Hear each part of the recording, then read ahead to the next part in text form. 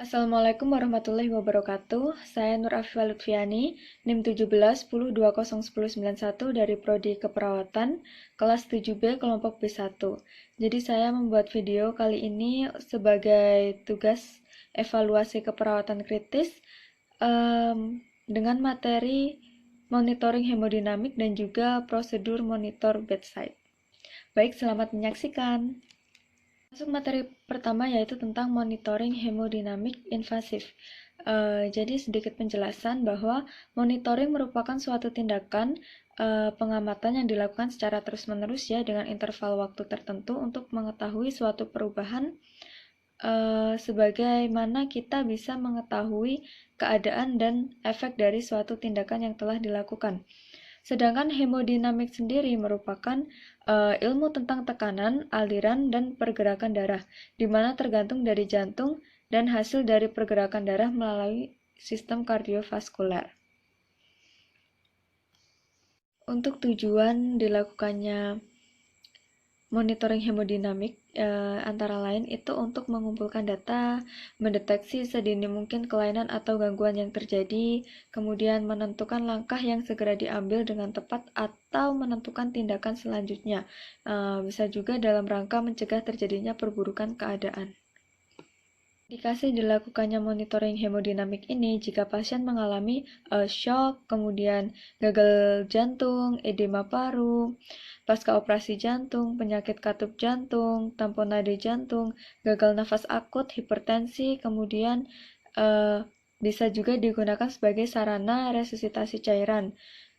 Kemudian bisa juga untuk mengetahui reaksi suatu obat yang diberikan. Parameter hemodinamik sendiri itu ada beberapa ya, kira-kira 7, meliputi tekanan darah vena sentral, tekanan arteri pulmonalis, tekanan kapiler arteri pulmonalis, tekanan atrium kiri, tekanan ventrikel kanan, curah jantung, kemudian tekanan arteri sistemik atau tekanan darah seperti biasanya. Jadi untuk pemasangan monitoring hemodinamik invasif ini mempunyai beberapa resiko ya, karena pemasangannya sendiri itu sebenarnya beresiko besar yang dapat menyebabkan beberapa komplikasi, di antara lain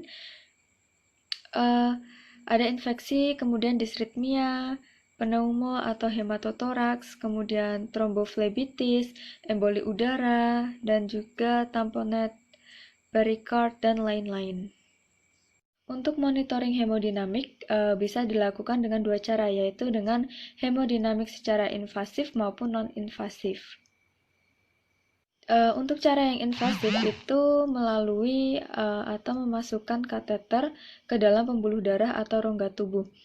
Kelebihannya itu hasilnya itu lebih akurat ya, lebih kontinu, dapat melihat gelombang tekanan, dapat mendeteksi perubahan tekanan yang tidak dapat dideteksi dengan metode non-invasif.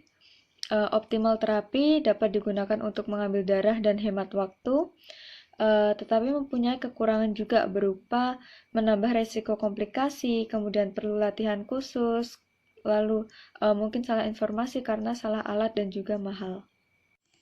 Baik, masuk ke sistem monitoring pasien dengan bedside monitor. Untuk penjelasan singkatnya yaitu untuk monitoring pasien merupakan suatu bentuk intervensi atau ya meliputi observasi itu ya, suatu bentuk pengukuran secara terus-menerus pada beberapa parameter fisiologis pasien yang meliputi seperti tekanan darah, nadi, kemudian RR, saturasi oksigen, EKG, dan juga parameter-parameter lainnya. Nah, sedangkan bedside monitor itu merupakan suatu alatnya yang digunakan untuk memonitor parameter tersebut, sehingga kita perawat dapat mengamati nilai-nilai yang terkandung dalam parameter tersebut.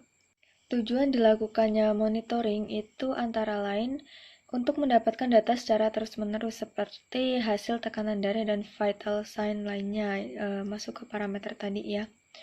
Kemudian untuk mengkomunikasikan data pasien ke lokasi lainnya, misal laboratorium, radiologi, dan lain-lain.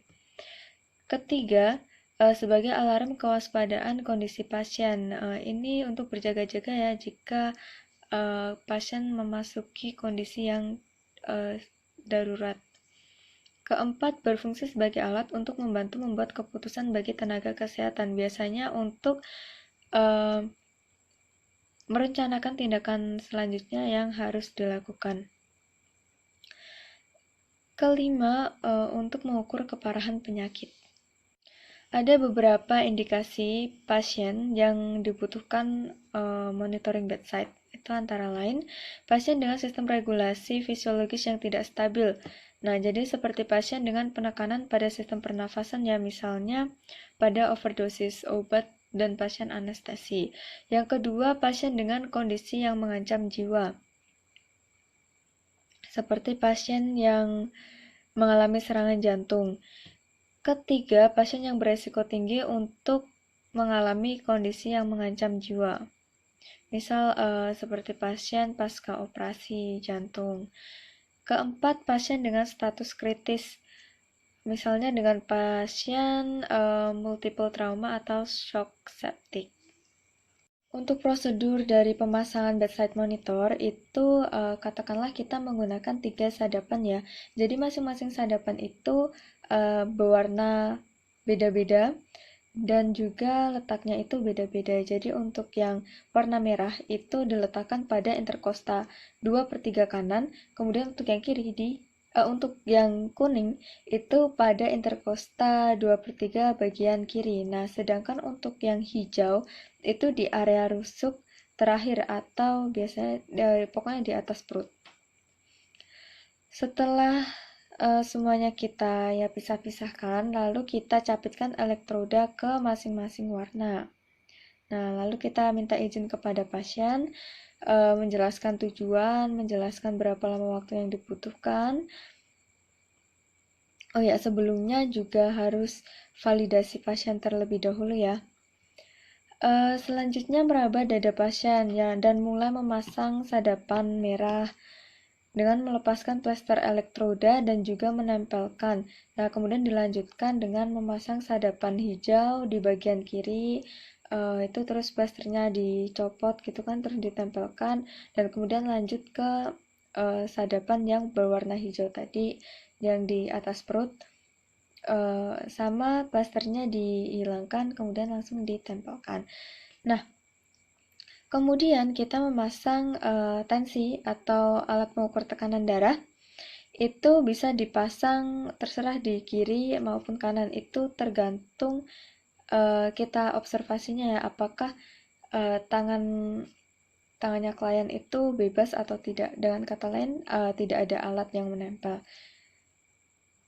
Nah, di sini yang perlu diperhatikan adalah kita harus memastikan bahwa alat tensi tersebut itu tidak terhalang baju pasien. Nah, kemudian setelah tensinya terpasang, kita memasang suhu. Ya, sensor pendeteksi suhu tubuh ya, termometer di aksila, di ketiak pasien. Kita tempel menggunakan HEPA fix atau plester. Setelah, ya pokoknya kita pastikan ya, supaya itu tidak tergoncang-goncang, sehingga suhu yang ditampilkan nantinya bisa akurat. Tuh. Kemudian kita memasang sensor saturasi oksigen atau SpO2. Kita bisa dipasang di jari manapun ya, maupun kaki atau lengan yang tidak mengalami masalah atau tidak terpasang alat. Setelah terpasang, semuanya sudah selesai, kita cek kembali semua sensor dan elektroda itu apakah sudah terpasang dengan benar atau belum.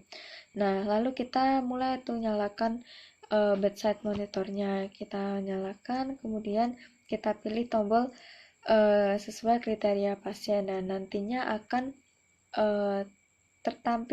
tampil parameter-parameter pasien di sana.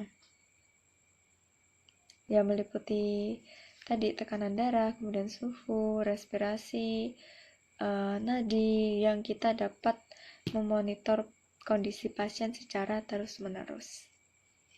Baik, mungkin itu saja yang dapat saya sampaikan. Ada kurang dan lebihnya saya mohon maaf. Wabillahi taufik walhidayah. Wassalamualaikum warahmatullahi wabarakatuh.